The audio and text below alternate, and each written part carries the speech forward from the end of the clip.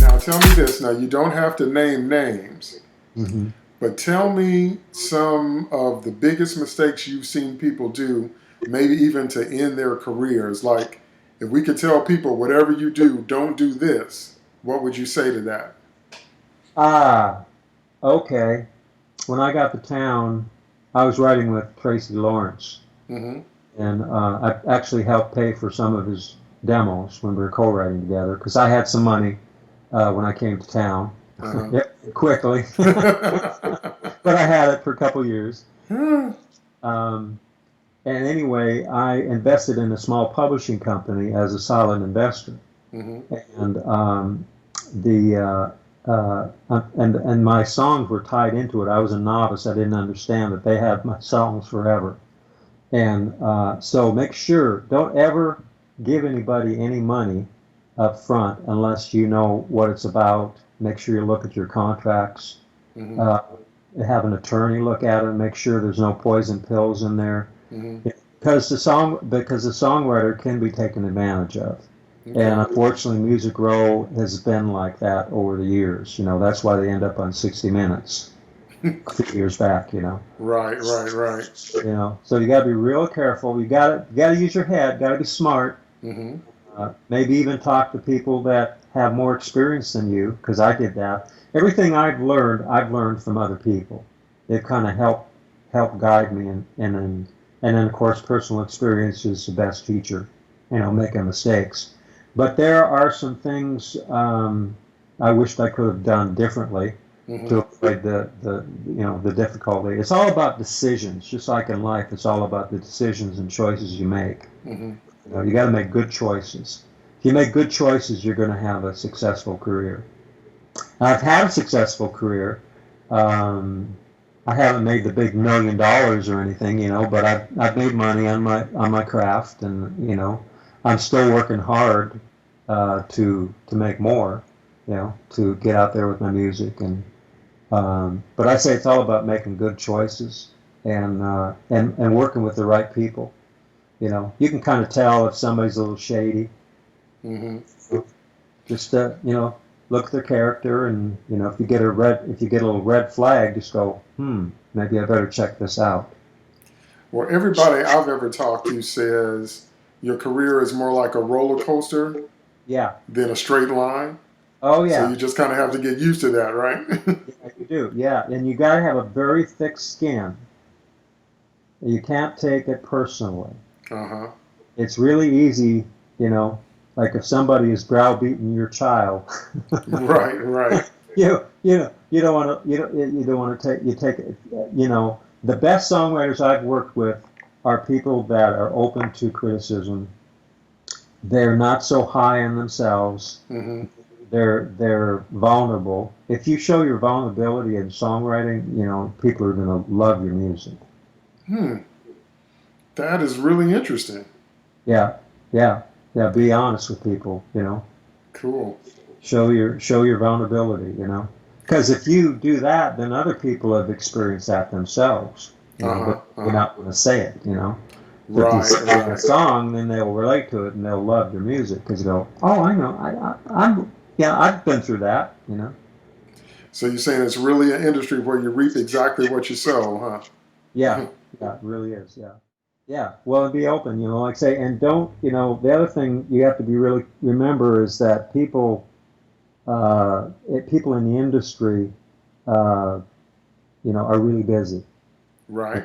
You're not the only, if somebody doesn't return your call or you don't hear from them or something for a couple weeks, don't take it personal because they're just busy, Mm-hmm. Mm-hmm. But you got to catch their attention with a great song. If you have Right. if you have a great song, then you're going to get everybody's attention. Good, good. It's all about the song.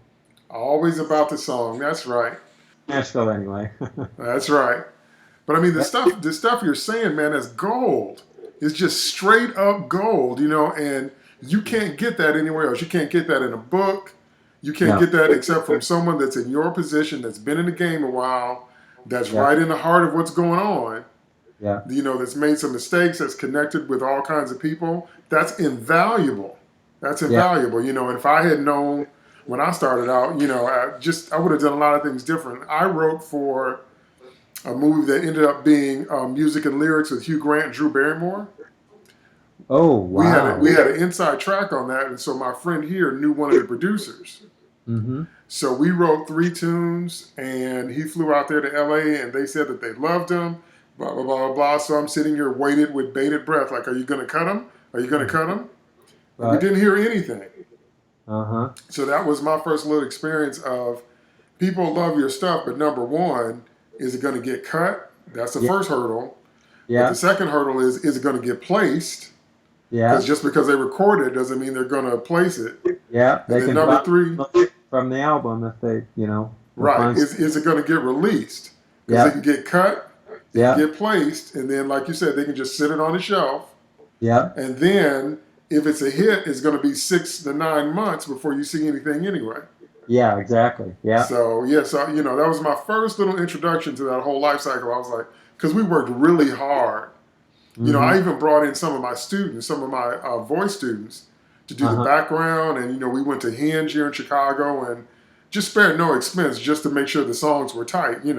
Right. Right. And like you said, you got to work hard to get their attention to make the baby look as good as possible. And then you have no control over what happens next. Oh, none whatsoever. None Zero. whatsoever. All you can do is write a great song, really. Right. That's right. And let it find its home. You let it find a home wherever that's going to be. That's right. Okay. Because like you said, you can't until you get something on paper. You don't want to be spending tons of money on demos. I mean, they're great. They're great. You need them. Yeah. But Yeah. if they just throw their hands up and say, well, can't use it. Yeah. That's one thing I was going to mention, that before you get ready to demo a song, Mm-hmm. run it by a few people first. Make sure that it's really your lyric and melody are tight before you go and spend the money. Well, Quincy Jones is one of my book mentors. Oh. I don't know the man personally, but I follow him, and my son gave me his autobiography for Father's Day one year. And my Uh-huh. son knows me really, really well, so he knew that I would love that book because I love Quincy Jones. And so That's I've great. tried to model my productions over many of his techniques. Mm-hmm. And one of his main techniques is he said you have to create a unique sonic signature. Yeah. And he uses all kinds of tricks to do that, like he used wood blocks on the drums on Billie Jean. Like he had Michael sing some of the backups through a plastic or a glass tube to give it a particular sound. So I do stuff like that. I think it's really important. I always try to come up with a signature lick. Yes, yes.